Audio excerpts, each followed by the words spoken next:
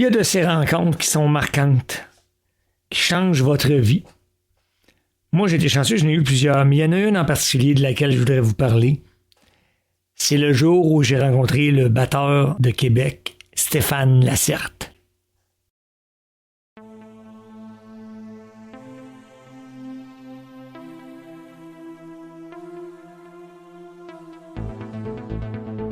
Tu trouves que le monde va mal? Que les règles de la société t'emprisonnent? Tu penses finir en enfer parce que t'as vendu ton âme au diable? Ben, t'es au bon endroit. Je te salue, mon nom est Christian. Je suis un gars qui a affronté et vaincu les enfers et les démons de ce monde et de l'au-delà. Et je suis là pour t'aider à en faire de même. Bienvenue sur le podcast Pur, Brut et Libre, où la quête de la vraie liberté et du bonheur authentique commence. Il est vrai que Christian aura à l'occasion des propos acerbes, mais jamais son intention n'est de vous traiter comme des imbéciles, il veut plutôt vous secouer le cocotier. Chers passagers, bienvenue à bord du vol Pur, Brut et Libre. Attachez vos ceintures, on décolle. Bonjour à toutes et tous et bienvenue à ce 8e épisode du défi J'envoie, 31 épisodes en 31 jours. Aujourd'hui, on nous demande de vous parler d'une rencontre marquante. Je vais vous raconter comment la rencontre est arrivée. Je demeurais à Québec, j'avais un groupe, mon guitariste était mon cousin, j'étais batteur. Pourquoi? Ben parce que j'étais devenu batteur, parce que j'avais aimé beaucoup Supertramp quand j'étais jeune et que le batteur Bob Siebenberg avait une touche particulière. Je savais pas à ce moment-là que je voulais être batteur. J'étais en première secondaire, j'avais 13 ans. Mais l'année d'après, le batteur du groupe dans ma classe de musique était mon pote. Et il m'a montré les bases de la batterie et j'ai commencé à jouer. Mais j'étais somme toute un batteur là, de fond de cours.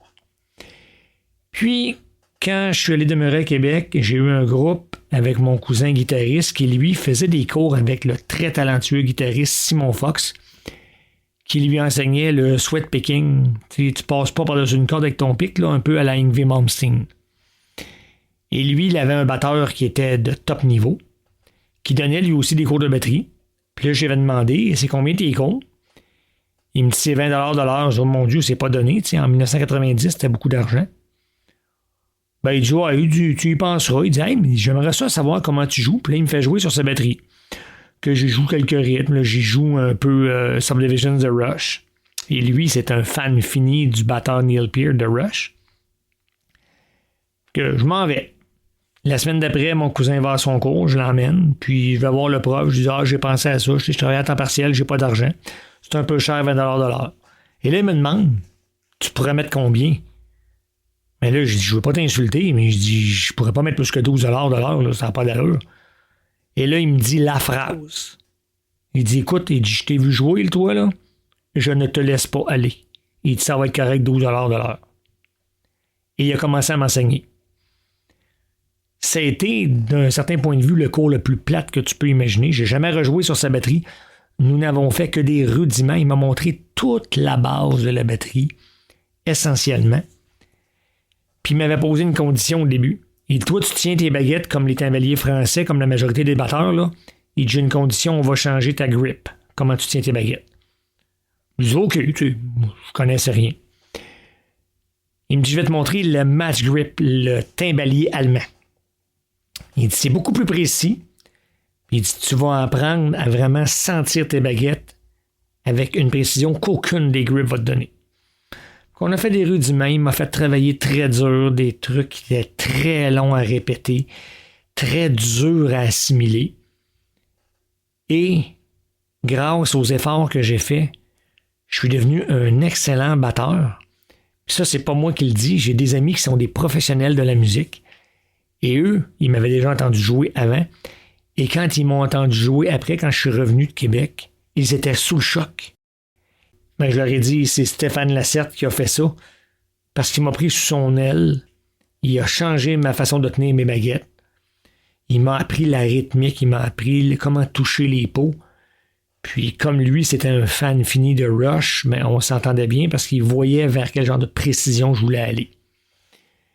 Ça a tellement changé mon jeu que ça a même changé ma créativité. ça a refondu l'être que j'étais, le musicien. Et tout ça parce qu'il y a un gars qui a décidé de recevoir moins d'argent juste parce qu'il avait cru en un talent.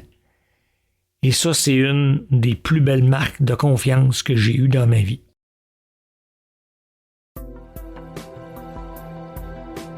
Vous avez des questions? Voir clair dans tout ça ne vous est pas chose facile? Vous désirez parler avec Christian? Les rencontres en personne, via téléphone et l'application Zoom sont possibles. Peu importe la raison, écrivez-nous à ni Dieu ni diable, sans espace ni point, @proton.me. Vous trouverez tous les détails pour nous joindre dans le descriptif de l'épisode courant. Nous serions honorés d'avoir votre retour à propos de notre podcast et de son contenu, sinon que de simples salutations de votre coin du monde. Et n'ayez crainte, nous ne publierons pas vos messages ni ne divulguerons votre nom, à moins que vous nous le demandiez expressément. De plus, vous pouvez nous trouver sur Facebook. Cherchez dans les personnes, Christian, ni Dieu ni diable. Vous verrez notre logo hexagonal, bleu et vert. Vous pouvez aussi vous inscrire à l'infolettre appelée Newsletter pour être avisé des publications d'épisodes ou recevoir d'autres communications. Vous êtes déjà du genre esprit libre avec des arguments bien assis pour appuyer votre vision de la vie? Vous avez vécu des phénomènes que la masse ne sait pas reconnaître parce que trop effrayants ou obligeant à remettre en question sa vision des choses? Pouvoir vous interviewer serait plus qu'apprécié. Si vous êtes intéressé à partager votre expérience en tant qu'invité, écrivez-nous.